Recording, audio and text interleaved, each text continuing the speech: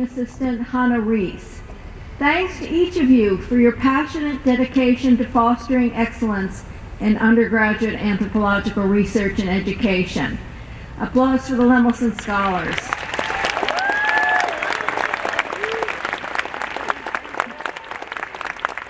Congratulations again.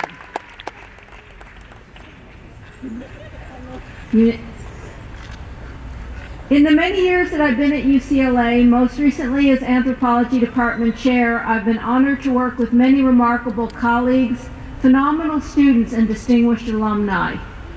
One of the most satisfying aspects of my job as Chair has been connecting with alumni who have used their knowledge and passions to change the world in important and often unexpected ways. Today's keynote speaker is an excellent example. Beth Rogers received her bachelor's and master's degrees at UCLA, and then after a stint at University College London, returned to Los Angeles to enroll in the Anderson School of Management, where she received an MBA. But Beth's first love, anthropology, called her back, and she completed her PhD in 1990. I should add that I served on her doctoral committee, and that her research, which brought together her personal interests in family-owned business firms, horticulture, and anthropology, was one of the most memorable and fun projects in which I've been involved. Since receiving her degree, Beth has published her findings on dynastic succession and the dynamics of family firms. But Beth is more than a fine scholar. She also is a committed citizen activist. Her numerous public service involvements have included serving on the California Regional Water Quality Control Board, the Los Angeles region, and the Environmental Affairs Commission for the City of Los Angeles. For another example, she currently is a board member of the Tri-Counties Political Action Fund for Planned Parenthood, and in fact the list goes on and on. Her political engagements have included being a member of Governor Schwarzenegger's transition team. She also took the courageous step of running for a seat in the U.S. House of Representatives in 2002. At the same time Beth was gaining advanced degrees and making waves in the political arena, she also was raising a family, while working, helping to manage her family's real estate, farming, and environmental horticultural business. Hers is a life of multifaceted accomplishment, in which, as you will hear, studying anthropology has played a pivotal role. Please help me give a warm and proud welcome to one of our own anthropology family members, Beth Rogers, and our 2016 anthropology commencement speaker.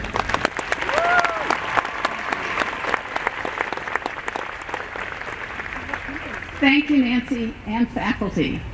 It is an honor to speak to you today and welcome the newest generation of our academic lineage, the class of 2016. Congratulations to all of you. You've done a great job. It's really hard work. So many cohorts of students have come and gone since I graduated 50 years ago in political anthropology. So of course I said, how do I connect with you? I asked myself that, and I tried to think back, what was it like 50 years ago when I was 21? I think we share something. We all feel awe, fear, excitement about what will happen next. You have begun a heroic journey to fill your adult life, independence, find a place in the world. Joseph Campbell sums this up in a wonderfully poetic passage. Once having traversed the threshold, the protagonist moves in a dreamlike landscape, curiously fluid, ambiguous forms, where a succession of trials must be survived. Fortunately, he gives my generation a role. Quote, the first encounter of that journey is with a protective figure, often a little old crone, who provides the adventurer with amulets against the dragon forces about to be passed. I have to admit I winced a bit on little old crone. You know, that's kind of a harsh judgment, but here I am. I am the first person who will be talking to you once you have become full-blown anthropologists. And I have seen a lot.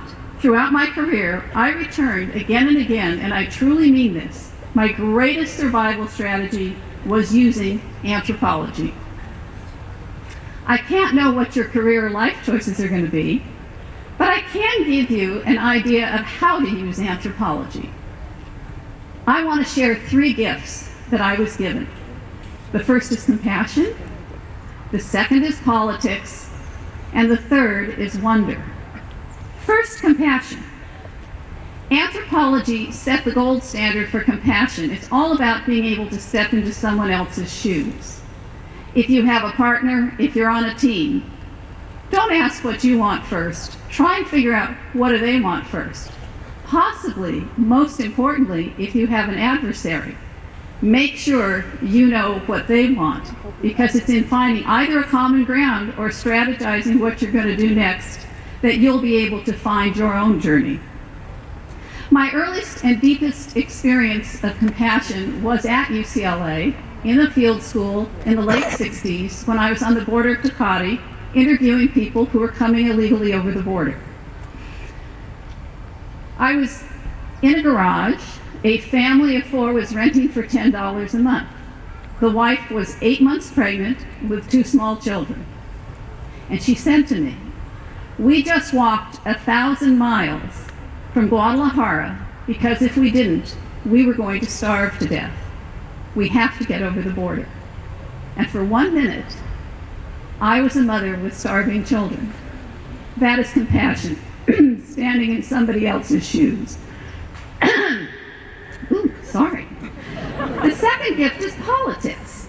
To paraphrase Sapolsky, who spent years with baboons, primates spend a great deal of their time making each other perfectly miserable over truth politics, rather beating one another up.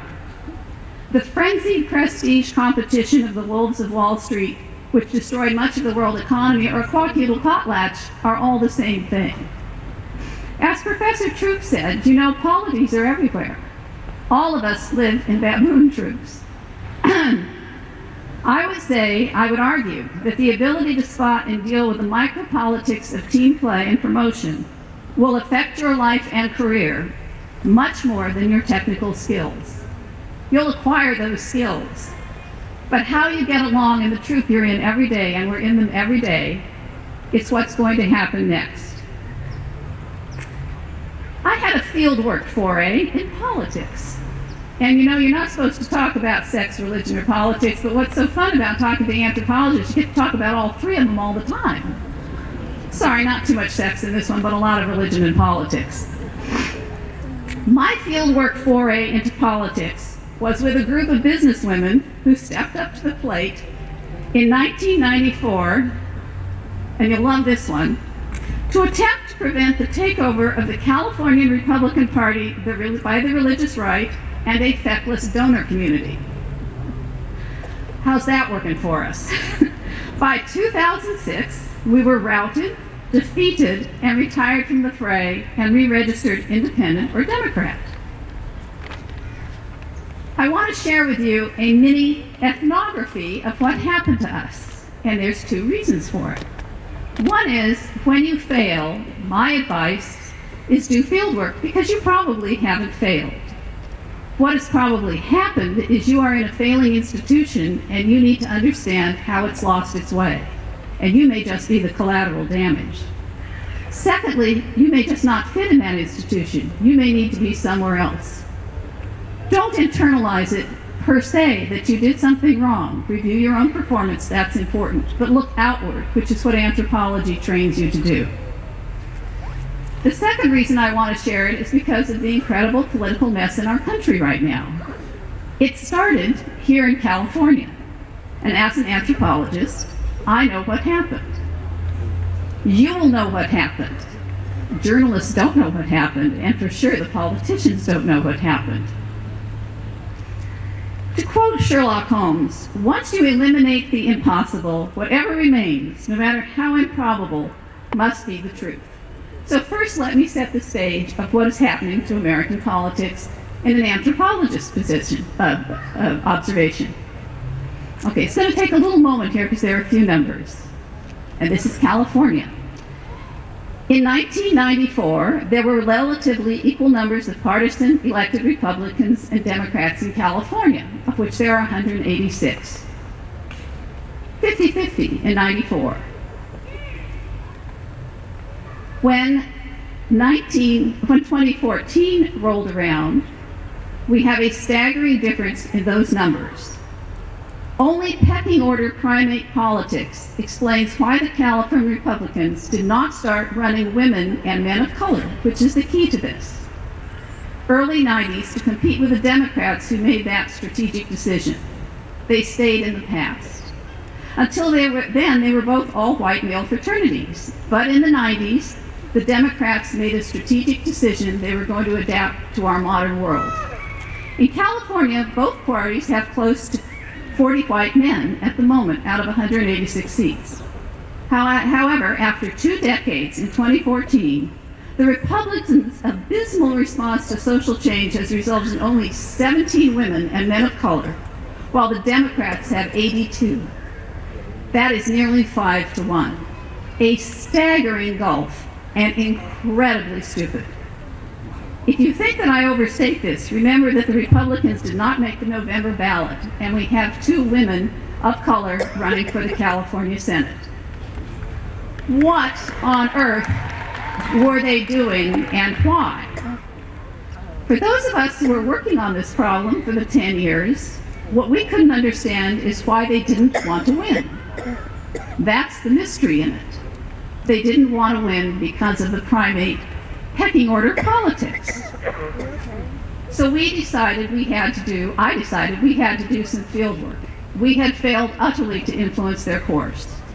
Sure enough, the background is the Republican Party in 1994 in California was in the process of being taken over by a true believer cult. It was based in the segregationists of the South who were recruited to the Republicans to break up the Democrat monopoly that the Democrats had experienced in the Southeast. I didn't have to go to New Guinea to find a cargo cult. I had found one in the 2 political parties that were becoming destabilized by the Republicans. So I'm going to share 2 fieldwork examples to underscore what I mean. The first was from the cult, and the second was from the feckless donor community that was the fraternity. An example of the evangelical cult fieldwork is illustrated by a woman whom I met at the 1998 convention where I was trying to recruit women candidates. She said to me, "Honey, don't you know that Jesus never saw fit to have a woman disciple? So why do you want women in the assembly?" This is at a political convention. I said, as any good anthropologist would, "Aren't we lucky that in 1948 in Nag Hammadi in Egypt we discovered more gospels? There was one according to Mary Magdalene, and in that gospel, Jesus and Mary were an item. So now we have a woman's gospel, we can have women in the church. Go into the assembly." She said, "I just don't believe that's right. I think we shouldn't have women in office." Well, you can't argue with that, but when we have an entire party now with women with Pelosi, 2 senators running, we must have a viable 2-party system, we must have women. The second group with the donors ran Bill Jones against Barbara Boxer in 2006. He was what we called the stale, pale, evangelical Republican male, or sperm. He was a nice guy, but completely unelectable. We asked Dave Cox of the Republican Elect Committee, "Why did you do that?" And he said, "Well, of course, it was his turn." We said, "How about winning?" And he took his finger and he stuck it in my nose, literally, and said, "If you Republican women would stop hating the men and go back to work for us, we could again win. Not in this lifetime is that going to happen." The reason I'm sharing this with you is I think when we look at this dismal array of politics on the national level, we think, is there any reason for you all to go to politics? I think there is every reason for you to go to politics, because we made a prediction 10 years ago when we were in the middle of this mess. And we said, some generation, probably in a decade, this was 10 years ago, is going to be positioned to make this country a wonderful, diverse, exciting place. And we think it's your generation. We predicted that in a decade, Hillary would be president, the two-party system would be challenged, the disconnect between the evangelical and the donors would explode, the grassroots misogyny and racism of the Republicans in their current incarnation would collapse the party. And from that avalanche of change, we would have a new era. I encourage every one of you who has a vision, which you all do, of humanity, that is mixed humanity and a healthy mix of all of us, to consider a political career. You know, what's happening right now, as you can well imagine, for our group, we have to say to ourselves, well, karma's a bitch, and you know she's about to be president. Wonder is our third gift. Anthropology makes us see the extraordinary in the ordinary. There's always something deeper and more fascinating going on with humans than what we see on the surface. As David Foster Wallace said in his iconic graduation address, it will actually be within your power to experience a crowded, hot, slow, consumer hell type situation as not only meaningful but sacred. An interesting contradiction on all of these fronts here at UCLA, and was my experience of wonder, was Carlos Castaneda. Carlos was a regular presence at UCLA in the 60s. He was quite a character. He wrote The Teachings of Don Juan, a fictional Yaqui shaman. He was a bit of a brujo, a trickster, a shaman. Contrary to popular image, he often wore three-piece suits and wanted Fellini to make a movie of him. His nickname for me was Isabelita. He told me that I was a dangerous woman. Who's dangerous at 18? He was a master as well as a mystic. My last day of the business school here at UCLA, I left my sweater at the Anderson and went back to pick it up. Who should be in the classroom but Carlos with an ingenue on his arm? I said, Carlos, what are you doing here? And he looked at me and he said, Isabelita, I am looking for tax shelters. Where else but UCLA anthropology do we have shamans, do we have politics, do we have wonder, do we have compassion? This is a marvelous education you've had, and I wish you the very best, the class of 2016. Thank you.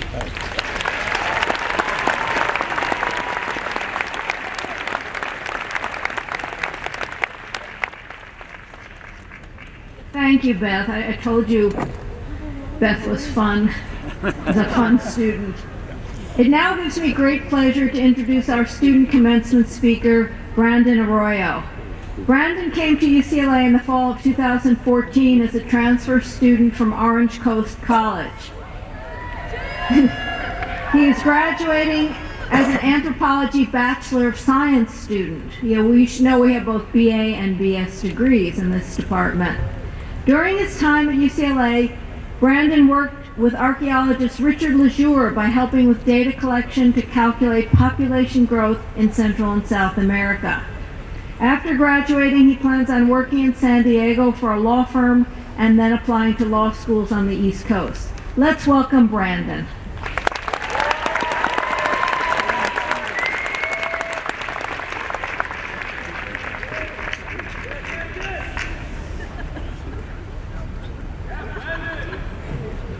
Thank you for that introduction.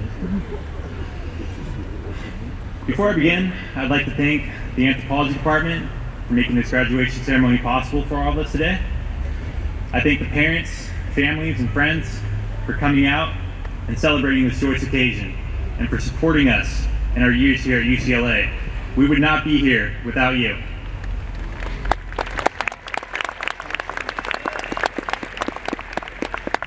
I am honored by this great privilege to share this day with you, and humbled to be part of this graduating class of 2016.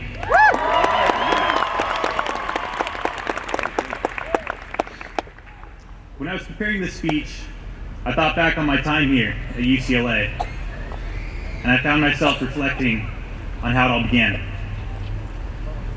I transport back to the first time I set foot on campus 2 years ago on Transfer Bruin Day. And on that day, one of the things they do is they give all the transfer students a campus tour. And they show us all the major sites: Poly Pavilion, Works Hall, Powell Library, the Athletic Hall of Fame. And I remember being in awe of the beauty and history of this university, and honestly feeling just small in comparison to it all.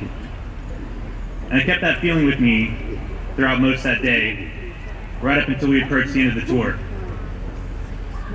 And at the end of the tour, one of the last stops we make is on the top side of South Campus at the inverted fountain. And as an inverted fountain, water roars as it cascades towards the focus center. It does not fling haphazardly into the air. To me, it symbolizes how we all begin as an outer wide circle of families and friends when we start here. And through our time here, we learn to come together as a focused family. We roar together as a Bruin family. And that's what that fountain allows us to do, especially through the tradition that is connected to it. And that tradition is, as many of you know, we take our right hand and we lean down and we touch the water. And as our hand protrudes through the surface and crosses over into the moisture, it signifies a moment when we cross over from who we were before we arrived at UCLA and who we are after becoming Bruins.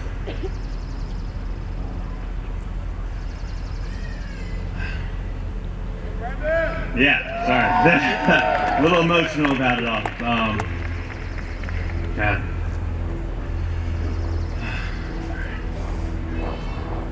As I plunged my hand into that cold water that day, along with everyone else around me,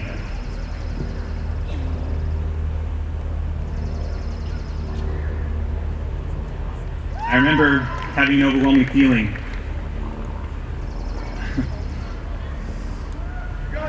Yeah. I remember having an overwhelming feeling and thinking, how many others have stood where I was standing in this moment right now? How many others have visited this very fountain, placed their hands down into the same water? And I realized in this simple act, I was being welcomed into something much bigger than me, something much bigger than any individual. The feeling I had was that I was being welcomed into a community. The Bruin community is a community that transcends time and touches this entire world. It is a community that is strong and fearless, and through its support has helped us persevere and triumph through all the challenges that have laid before us. And that's what I see when I look out upon all of you today, as members of that community. And this group specifically is a very special part of that community, and that is because we are anthropology students. The reason I was attracted to anthropology as a major when I was first applying to UCLA is that it was a field of study that encouraged individuals to think about the world differently, to understand every context, and to try to discover individuals' perspectives, and to use those perspectives to cultivate our own opinions. This department has never strived to narrow our gaze. It instead has challenged us to look for all the aspects and connections in life and to appreciate all the things we may have never taken notice of.